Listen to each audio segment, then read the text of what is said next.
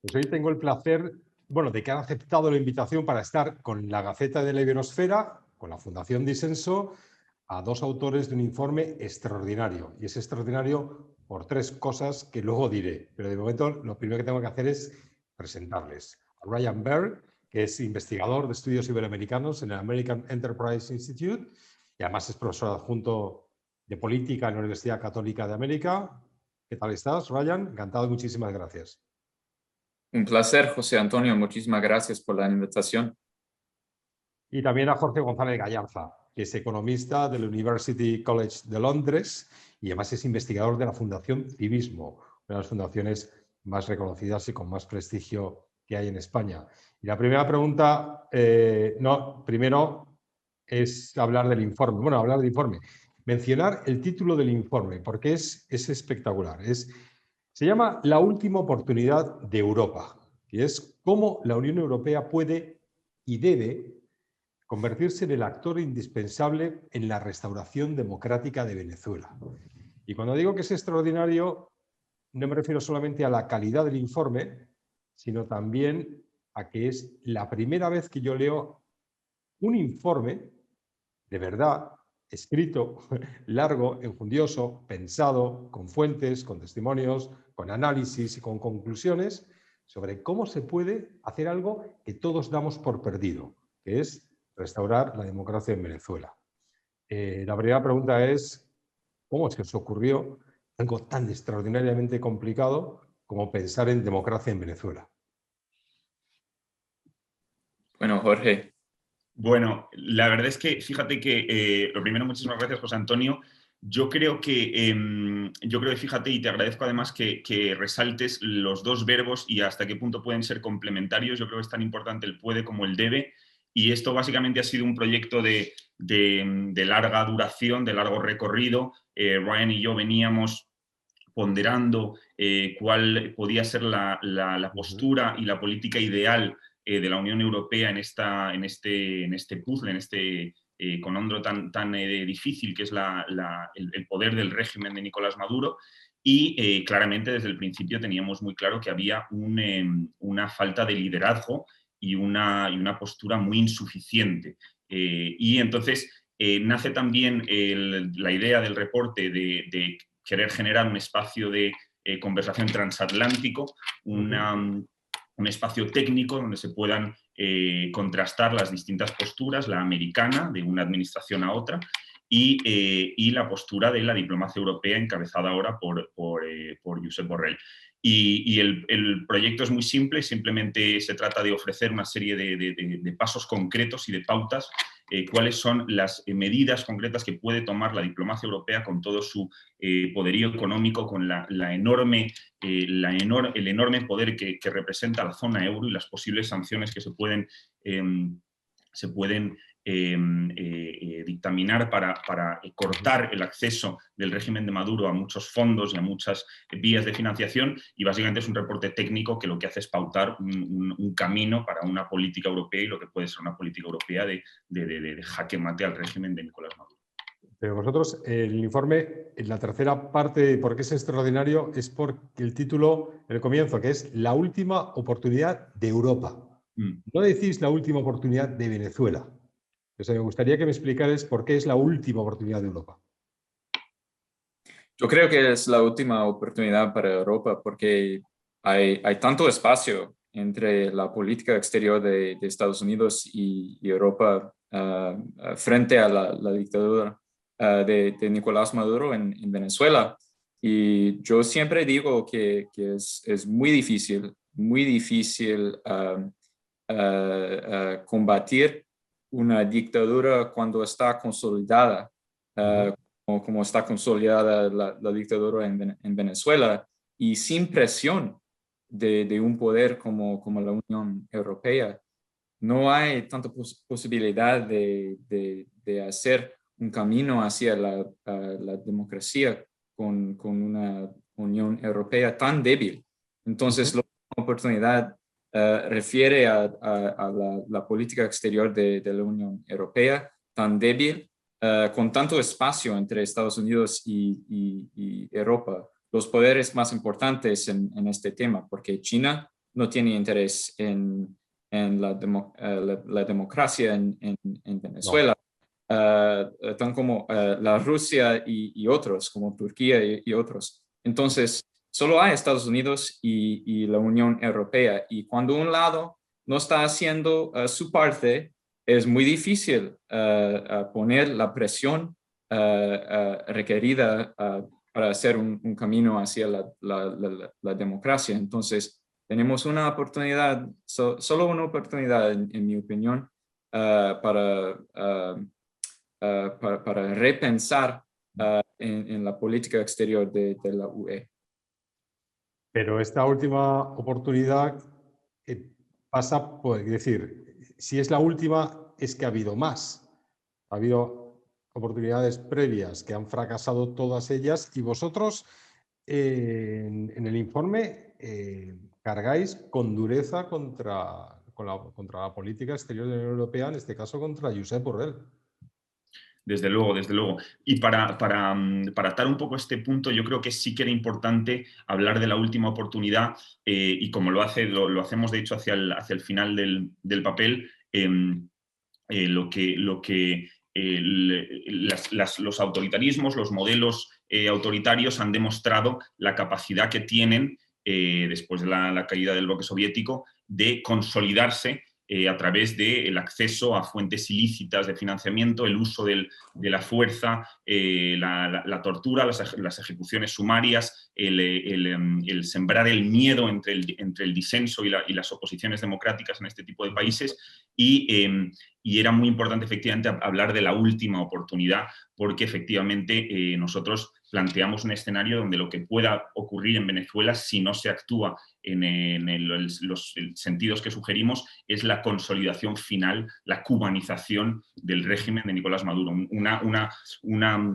Una consolidación que básicamente blinde al régimen y a todas las instituciones represivas que ha erigido Nicolás Maduro a través de los años, que las blinde de todo tipo de presión internacional, que construya una economía cleptocrática al margen de la legalidad financiera internacional, y ese es el escenario que nos preocupa y ese es el nicho donde creemos que la política europea con el poderío de sus sanciones, el atractivo de la zona euro, ahí es donde creemos que puede haber una diferencia real. Y creo que tienes toda la razón, José Antonio, porque también es un reporte prescriptivo porque nace de la constatación de que ha habido una serie de posturas que oscilan entre la ingenuidad en muchos casos y en otros simplemente el error de diagnóstico, un diagnóstico sobre el problema venezolano que por parte de la diplomacia europea y española en concreto ha sido miope,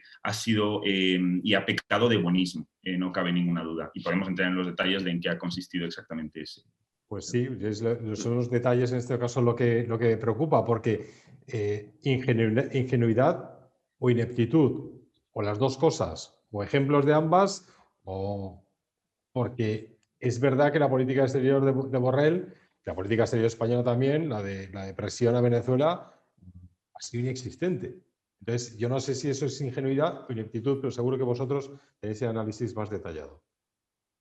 Yo diría que había mucha ineptitud porque la EU estaba pensando en esta idea de que es posible hablar con una dictadura tan consolidada como la de Maduro, sin presionar, sin presión en contra de sus violaciones contra derechos humanos, su economía ilícita, etcétera, etcétera.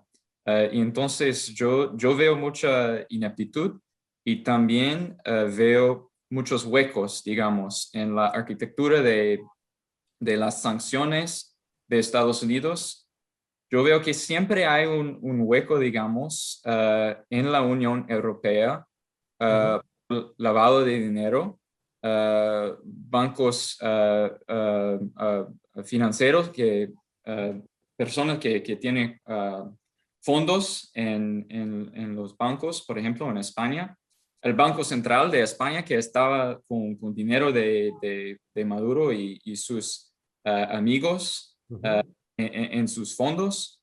Entonces, siempre hay unos huecos, digamos, en la arquitectura de las sanciones que pone Estados Unidos en la dictadura de Maduro, en la Unión Europea. Y con estos huecos no hay el nivel de presión suficiente para hacer un camino hasta la democracia en Venezuela. Siempre hay unos, ¿cómo se llama? Unos workarounds, ¿no? De las sanciones para evitar las reglas y las designaciones de Estados Unidos. Vosotros en el informe habláis de Venezuela como un cenagal sin solución, o que puede conducirse a un cenagal sin solución, y también enfatizáis en el rápido descenso del país al caos. Y esto nos presenta un panorama muy complejo a la hora de... Es decir, hay colaboradores de Gaceta venezolanos, alguno exiliado, alguno que está en Washington, como Ryan, que me dicen que ya no hay ninguna solución para Venezuela. Pero vosotros sí que apuntáis soluciones. Eventualmente decís marcar el comienzo de una transición política a través de una presión económica abrumadora.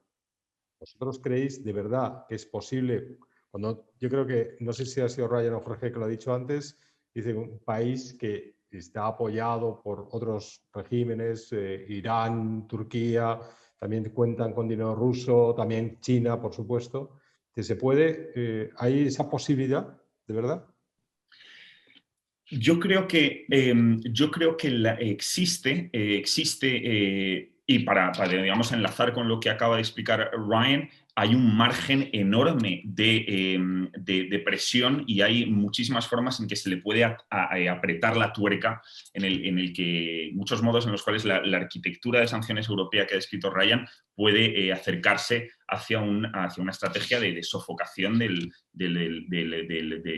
régimen, de sus fuentes de financiación. Como explicaba Ryan antes, y es muy curioso a veces cómo los términos que salen para describir efectivamente los huecos de la arquitectura europea son términos americanos, los términos de loophole, los términos de workaround, porque el régimen de Maduro precisamente se prevale y se aprovecha del carácter endeble de esta arquitectura. En el caso de las sanciones, por ejemplo, tanto individuales como instituciones, la Unión Europea en general no ha sancionado a instituciones del régimen venezolano, y los individuos que sí que ha sancionado constituyen una lista endeble, francamente muy escueta, y entonces el régimen se ha valido de esos huecos, y sobre todo se ha valido del acceso a una zona monetaria que es la zona euro a través de sus reservas en los bancos centrales que conforman esa zona euro. Lo hemos visto en el caso, por supuesto, español que ha mencionado Ryan. Creo que Ryan también ha trabajado mucho sobre el caso británico, que no es un caso euro, pero es un caso que demuestra que con las herramientas, con la voluntad de acción y con las herramientas claras se puede cercar al régimen y sus fuentes de financiación, se le pueden privar de fondos y bloquearlos para que el gobierno interino de Juan Guaidó pueda valerse de ellos y pueda preparar una transición democrática. Entonces, creo que son es muy grande el espectro el arsenal de políticas en los cuales la postura europea es claramente insuficiente. Podríamos hablar del reconocimiento al gobierno interino de Guaidó, que ha dejado muchísimo que desear, y podemos hablar, yo creo que para terminar un poco sobre tu pregunta, José Antonio, la cuestión que habéis cubierto en la Gaceta de forma muy experta, de las misiones de observación electoral europeas, ¿no? Sigue la diplomacia europea y sigue la diplomacia de Borrell tendiendo una mano, ofreciendo el blanqueo del fraude electoral de Maduro con una ingenuidad que es francamente chocante. Cuando sabemos precisamente, y hablamos ahora cuando creo que se van a fijar en los próximos días la fecha de las elecciones locales, a gobernadores y alcaldes, se calcula más o menos que van a ser un año después de las pasadas elecciones legislativas, aquel gran fraude electoral de diciembre del año pasado. Precisamente el régimen de Maduro, en lo que a las observaciones electorales se concierne, se vale de esa ingenuidad para decir: nosotros aceptamos que vengan los observadores internacionales a condición de que no denuncien el enorme fraude electoral que ocurre aquí en el país. Entonces, no hay un compromiso posible con el aparato electoral, el Consejo Nacional Electoral venezolano. Y esa es esa ingenuidad, aquí concretamente en el caso de las elecciones, esa ingenuidad europea es la que ha permitido a Maduro seguir pretendiendo tener un régimen electoral limpio y libre de fraude, lo cual no es, desde luego, no es el caso. Solo adicionaría que es un juego para las chavistas y saben bien cómo jugarlo con la EU, con las misiones de observaciones electorales y todo esto. Saben muy bien cómo jugar el juego, digamos. Y solo diría que no tratar traer una solución a un problema muy difícil como el en Venezuela, es equivalente a aceptar una segunda dictadura en América Latina. Y para mí no es aceptable. Y creo que, sé que para Jorge también no es aceptable y para la UE y claro, los Estados Unidos no aceptan también. En el informe, nosotros también hemos incidido muchas veces en ello, pero vosotros habéis sido mucho más específicos. Pero ahora mismo en Europa parece como que el tema venezolano está olvidado. Desde que hace 2 años pues hubo aquellas especie de revueltas ciudadanas que pusieron en peligro durante un instante a Nicolás Maduro, digo durante un instante pequeñito, la verdad. Y luego con la participación de algunos militares de régimen que parecía que iban a encabezar algún tipo de intentona, apoyados por la dictadura. Después de eso, todo simplemente desapareció de lo que es el escenario de la opinión pública europea, desde luego de la española, por completo. Pero vosotros incidís mucho y es algo que a mí me gustaría que aclaráis bien a los lectores de la Gaceta. Decís, Venezuela es un riesgo tremendo para la seguridad. ¿Qué es? ¿Por qué debe preocuparnos un país que mucha gente ya da por perdido? Bueno, yo creo que sí, el informe se trata de subrayar el riesgo que representa Venezuela a la UE en 3 o 4 dimensiones. Primero, con respecto a la influencia de política, hay muchos vínculos entre los chavistas y varios partidos domésticos en España específicamente, pero también en la región, en la UE en general.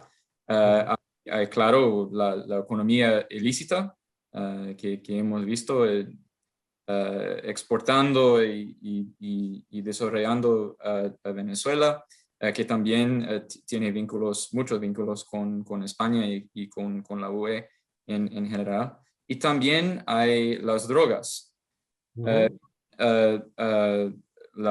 Venezuela es el país, creo que es el mayor puerto de exportación para las drogas que van para la Europa, entonces, específicamente la cocaína. Entonces, es un riesgo que la UE, yo creo que no aprecia con su propia enfoque de seguridad y postura exterior. Desde luego. Y para completar brevemente a Ryan, efectivamente lo que demuestran los propios datos europeos de las oficinas de monitoreo del tráfico de drogas es un claro reposicionamiento de las rutas de tráfico que han puesto a Venezuela en el mapa y lo han convertido en un punto de tránsito prácticamente ineludible desde los centros de producción en Colombia, en Ecuador, hacia Europa, efectivamente. Esas rutas del tráfico, esas grandes rutas del tráfico que conectan los centros de producción en América Latina y en menor medida en Centroamérica al consumidor europeo, utilizan Venezuela como vía de tránsito porque hay un vacío legal, y no solo un vacío legal, sino una participación activa del cártel de los soles. Entonces, el riesgo, efectivamente, de la el narcotráfico y el papel del Estado venezolano en, básicamente, que transiten las drogas hacia el continente europeo, ese problema ya está documentado, las propias instituciones europeas lo tienen documentado en sus datos anuales sobre el tráfico de drogas. Y para puntualizar simplemente el aspecto que mencionaba Ryan al principio, el de la guerrilla y el terrorismo. Este es un problema que los españoles conocemos probablemente mejor que nadie en Europa, porque no es algo nuevo precisamente el asilo, por llamarlo de alguna forma, que ofrece el régimen de Venezuela a terroristas y a guerrilleros del mundo entero, no es novedad, porque ha habido militantes terroristas de grupos armados europeos, la SIRA irlandesas, la ETA vasca, que han encontrado refugio de alguna forma y que han operado desde Venezuela, pero probablemente más grave incluso para el continente europeo, y para la Unión Europea, sabiendo la cantidad de ilusión, de entusiasmo y de muchos millones de euros que hemos invertido conjuntamente los europeos en el proceso de paz de Colombia, ese país amigo, hermano, democrático. El régimen de Maduro tiene una política deliberada de coartar y de hacer imposible esa paz en Colombia, porque ofrece otro vacío legal y otro paraíso de libre acción a las facciones disidentes de las FARC, que no quieren pactar una paz en Colombia. Y entonces entonces eso lo que hace, efectivamente, como decía Ryan, es una especie de riesgo multicéfalo. Hay muchas ramas de este riesgo a la seguridad europea, que van desde las drogas hasta la influencia política y la violencia armada. Y ese precisamente es el riesgo que nosotros creemos que puede ofrecer una oportunidad para que el legislador europeo y la diplomacia europea entienda la profundidad del riesgo de la consolidación de este régimen. Pues vamos ahora...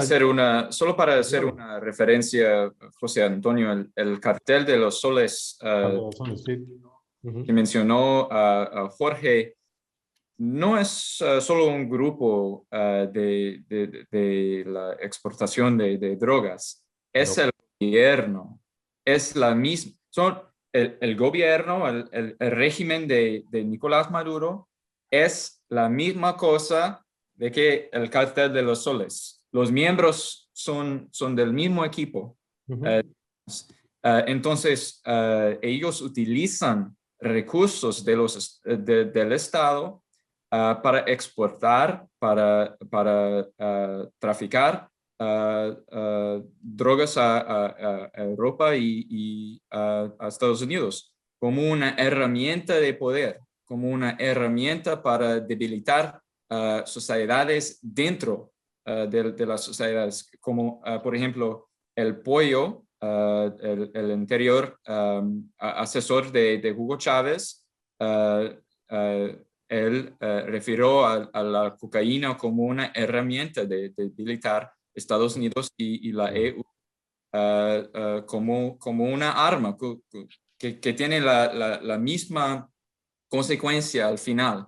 Entonces, este es el mente de los chavistas en Caracas, utilizar los recursos del Estado para exportar y para traficar drogas. Entonces, por eso decimos que es un estado de mafia, es un estado criminal, un gobierno criminal en Caracas.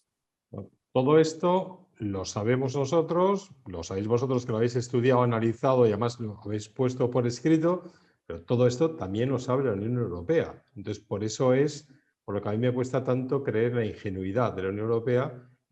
También me cuesta a veces creer en ineptitud y pienso que lo que hay es una maldad deliberada, en este caso, de Josep Borrell, del socialista Borrell. Yo no lo entiendo. Sí, claro. Bueno, el problema de la diplomacia europea se puede abordar desde el punto de vista de aquello de que perseverar en el error es diabólico, ¿no? Es decir, que volviendo un poco al ángulo de las observaciones electorales, ¿no? Creo que habéis cubierto también en la Gaceta esta semana o la pasada la renovación de la oferta de Josep Borrell para certificar, para enviar una misión observadora a estas elecciones que todavía no va a transcurrir casi un año entero o unos 9 meses hasta que hasta que tengan lugar estas elecciones, y ya hay una oferta europea de certificación de misión observadora, o por lo menos una oferta. Borrell se muestra todavía a estas alturas optimista de que pueda haber un acuerdo de transición entre la oposición y el régimen, y entonces es un problema de perseveración en el error, porque todo lo que indica efectivamente ese descenso hacia el caos es que el régimen de Maduro no va a ceder en el ejercicio de su poder autoritario, no va a conceder unas elecciones limpias y libres a la oposición, y por eso es la propia oposición venezolana, en su inmensa mayoría, la que le ha pedido a la Unión Europea que no certifique ningún voto. Y contra ese diagnóstico lúcido que hace el gobierno interino de Juan Guaidó, Borrell opone su ingenuidad y su perseveración en el error. Entonces, claramente las fuentes, digamos, los intereses que pueden subyacer, o las fuentes políticas de esa perseverancia, ya eso es un dominio que se nos escapa un poco más, pero claramente hay una perseveración en el error, y la comunidad internacional está muy al tanto de que ante un problema cambiante en Venezuela debe haber una respuesta cambiante en la Unión Europea, que es lo que no estamos viendo. Yo creo que es muy importante que cada paso, cada error que cometió Borrell, que Jorge mencionó un segundo anterior. Yo creo que es muy importante que el Parlamento Europeo haya denunciado casi en cada paso, en cada camino, en cada error de Borrell ante esta situación, su ingenuidad. Yo creo que es muy importante que haya voces contra su política exterior, sus políticas, que no tienen, ¿cómo se llama? Accountability, ¿no? Rendición de cuentas. Los liberales clásicos, de todas maneras, sois unos optimistas porque perseveráis en el error de creer que están perseverando en el error. Yo de verdad creo que es algo más allá que un error. Pero bueno, efectivamente, y sobre eso, si no te importa que me lance, efectivamente, la propia diplomacia americana de la administración pasada ya tenía una mira puesta efectivamente en los nexos entre el régimen venezolano y la diplomacia, en concreto española, y no es tampoco ningún secreto que pueda haber fuentes partisanas, políticas, que digamos que informen y que digamos que no dejen a Borrell, por darle un poco el beneficio de la duda, otra opción que simplemente tratar de negociar en este régimen.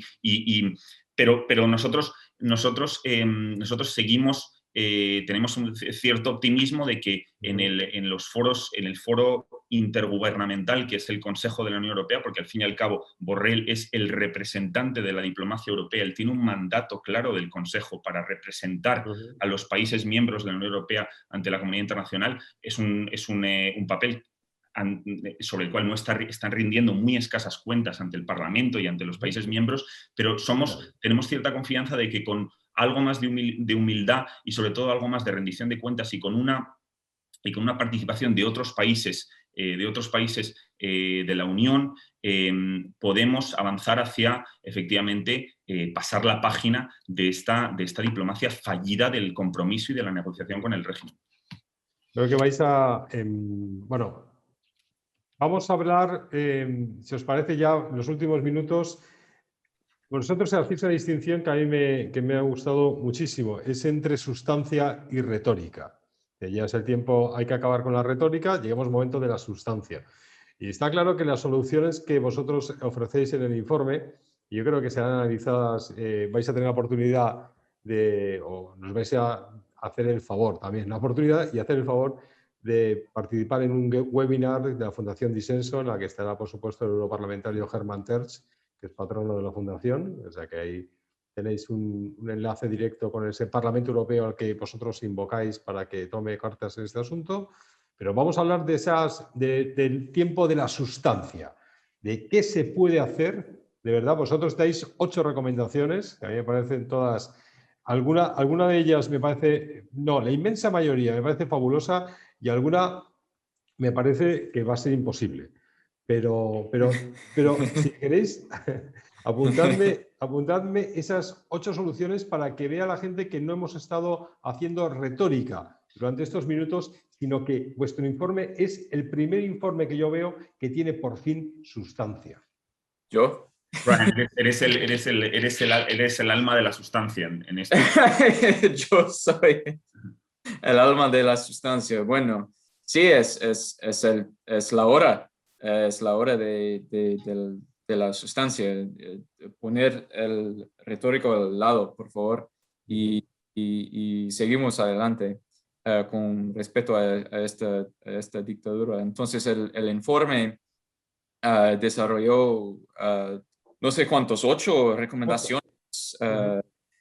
Usted dijo 8 recomendaciones sobre una más estrecha relación, digamos, entre Estados Unidos y la UE frente a esta dictadura en términos de sanciones. Primero, más sanciones de la UE, un poco de coordinación entre las sanciones, definiciones de las sanciones. Entonces, para que evitemos esta situación con Delcy, de tanta vergüenza de Delcy, ¿cómo se llama? De Delcy Gate. Delcy Gate, sí. Evitemos otra Delcy Gate situación. También unas recomendaciones para regularizar la inmigración o la migración de los refugios de Venezuela, de este régimen criminal. Y también unas recomendaciones sobre la situación humanitaria en las fronteras entre Colombia y Venezuela y también Brasil y Venezuela. Entonces hay mucha sustancia allá en el informe.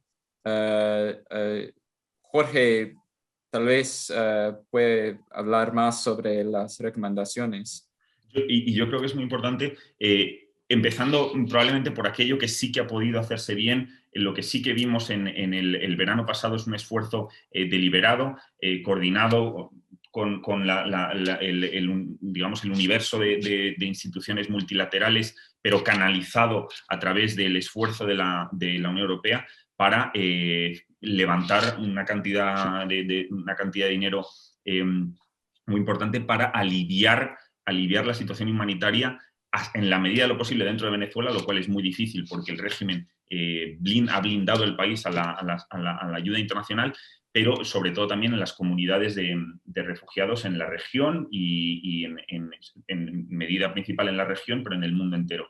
Y yo creo que simplemente para completar aquello lo que acaba de explicar Ryan, nosotros hemos hecho un hincapié en los aspectos de coordinación. Creemos que es importante que haya, lo primero, una posición única transatlántica sobre cuál es el día de mañana, cuál es el camino a tomar en las negociaciones con este régimen. Hemos visto que en la transición de una administración a otra en Washington, que la diplomacia americana y la arquitectura de sanciones americana insiste en una campaña, como decías tú al principio, José Antonio, de presión económica abrumadora antes de cualquier tipo de negociación con el régimen. Creemos que es importante que esa presión sea sentida y sobre todo que no se aminore antes de entrar en cualquier tipo de negociación con el régimen.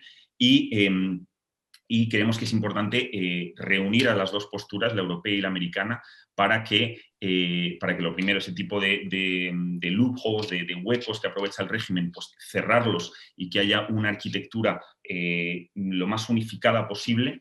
Ryan comentaba también efectivamente el aspecto del enforcement, el aspecto de un nivel de celo en la aplicación de esas sanciones que haga imposibles anécdotas, escándalos como el del Delcy Gate. Y sobre todo también creemos, y ya para terminar con el tema de la sustancia, que creemos que hay muchos pasos que pueden tomarse muy fácilmente por ejemplo, desde el punto de vista de la gobernanza de la zona euro. Creemos que las regulaciones en materia de blanqueo de capitales, en materia de acceso al euro, de las normas que rigen los bancos centrales miembros de la zona euro, pueden tomarse pasos muy sustanciales y muy rápidos. Se pueden tomar muy fácilmente pasos para cerrar definitivamente el acceso al euro y al blanqueo de capitales. Sabemos que el régimen utiliza una red de los famosamente llamados bolichicos, y utiliza una red de una presencia en España y en la Unión Europea para el expolio sistemático de PDVSA. Y sobre todo creemos que este aspecto de la gobernanza monetaria y de las sanciones es fundamental, porque cada segundo que pasa y cada dólar, cada euro que se expolia del maná petrolero de todos los venezolanos, que es una riqueza que les pertenece a ellos, es un dólar y un euro menos para la recuperación y para la prosperidad venezolana el día de mañana. Entonces creemos que es importantísimo actuar pronto y cerrar ese grifo del blanqueo, el lavado de capitales, toda la riqueza petrolera de los venezolanos que acaba al final en paraísos fiscales a través de la zona euro. Y creemos que todo esto son, digamos, como diríamos en Ryan, slam dunks. Creemos que son pasos muy fáciles que se pueden tomar muy rápido. Vosotros habéis dicho, digo, para que nadie piense que los liberales solamente sabéis hablar de economía, vosotros también una de las recomendaciones es participar más intensamente en ejercicios militares, policiales contra el narcotráfico. Es decir, estamos hablando de movilizar fuerzas europeas que se unan a fuerzas americanas y que controlen el tráfico de drogas en la región. Digo, para que no haya... Digo, esa es una de las sustancias que a mí me interesan también. Hay otra, bueno, es que vosotros decís clarificar la posición de la Unión Europea con respecto a Guaidó. Esa es una de las el octavo punto, que es el que a mí me parece ya que va a ser imposible, porque Guaidó ha quedado casi nada, no sé ya ni siquiera cómo valorarlo, así que no sé cómo lo podría valorar la Unión Europea. El primer paso para vosotros sería convocar, imaginamos en tiempos de pandemia, una cumbre entre Estados Unidos y Europa para discutir Venezuela.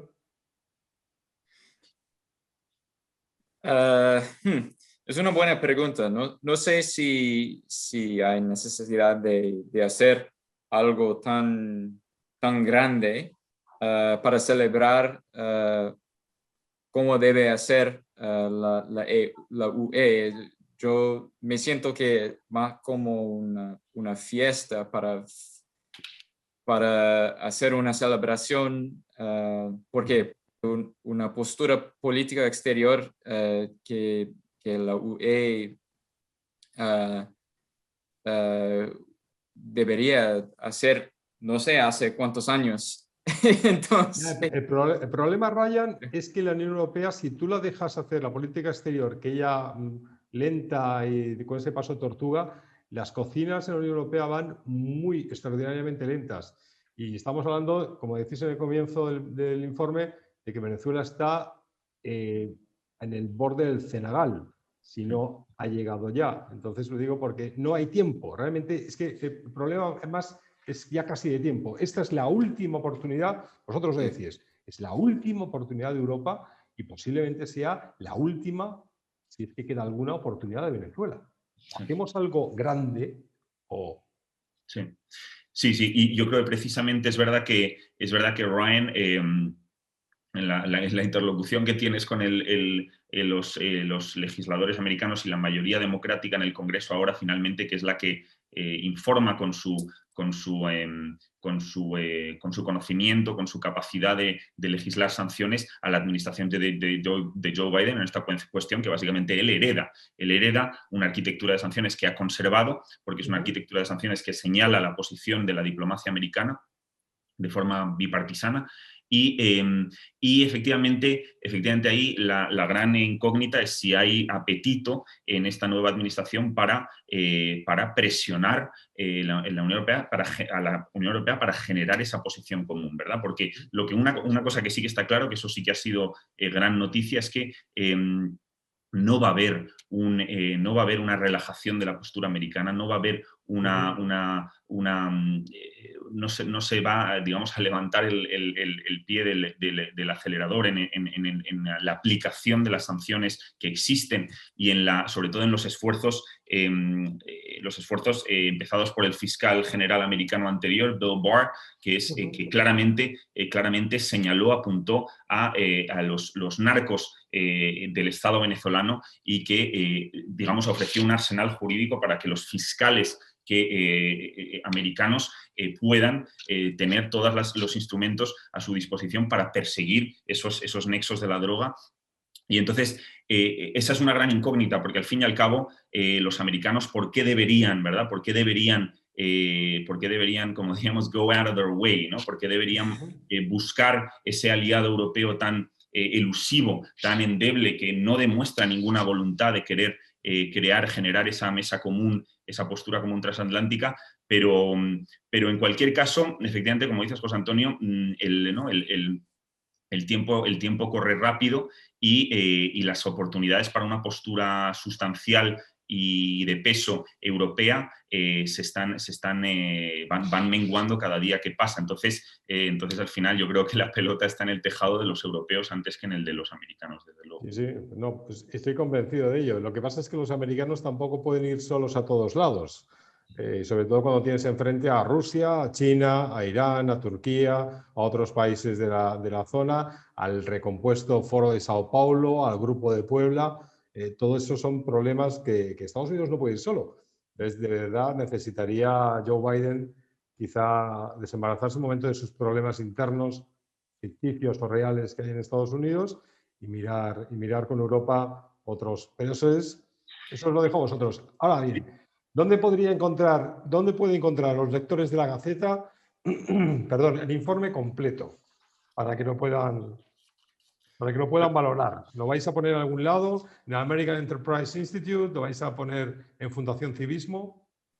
El estudio ya es accesible en su totalidad en lengua inglesa, efectivamente en las páginas web de las dos organizaciones, de Civismo y de EEI, y podemos ya prometer, probablemente incluso explorar alguna suerte de primicia para los lectores de la Gaceta, pero podemos prometerles una versión en castellano donde ellos puedan, al fin y al cabo, acceder a los argumentos y a la evidencia en la lengua castellana, que al final es la lengua de los afectados por la crisis, ¿no? Sí. Venezuela. Y estamos publicando esta versión en, no sé qué, Jorge, una semana o algo. Sí, ¿no? efectivamente. Casi una semana, ¿no? Efectivamente. Y creo para terminar, José Antonio, que es fundamental esto que explicabas al final, porque al fin y al cabo es secundaria la cuestión de un poco la teoría de juegos entre la administración de Biden y la diplomacia europea sobre por qué lado va a venir el reforzamiento de una posición transatlántica ideal, ¿no? Sí. Pero lo que está claro es que ambas partes tienen un interés claro en que se edifique esta posición común, porque al fin y al cabo no va a haber una transición, no va a haber una transición hacia la democracia en Venezuela si no es con la presión conjunta de la comunidad occidental, y esto al final incumbe a ambos, ¿no? Incumbe a la comunidad transatlántica. Y efectivamente, como decíamos al principio, última oportunidad. Esta es la última. Si Josep Borrell se leyera vuestro informe, ¿dormiría esa noche o...? No lo sé. Pues, no lo sé. Pues desde luego que esperemos que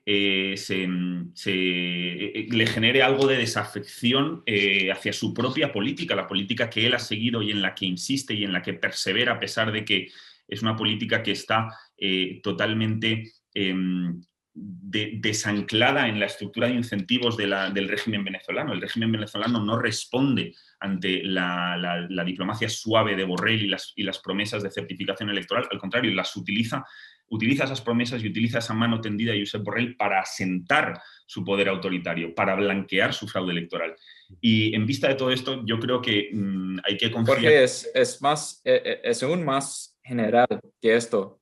Las dictaduras en general no responden a política suave.